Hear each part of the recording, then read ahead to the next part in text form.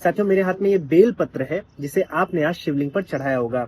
और जैसे भारत में आज भारत का राष्ट्रीय फल आम है कि आप आम केवल खाते नहीं हैं बल्कि उसका पल्प, कैंडी, मुरब्बा, अचार सब कुछ बना डालते हैं। ऐसे ही जब आप वैदिक काल में जाएंगे ऋषि मुनियों के समय में, तो बेल भी राष्ट्रीय फल कहा जा सकता है, क्योंकि उस समय बेल केवल खाया नहीं जाता था, उसका भी अचार, मुरब्बा, कैंडी, पल्प सब कुछ बनता था। साथ में वो औषधि के रूप में भी प्रयोग में आता था।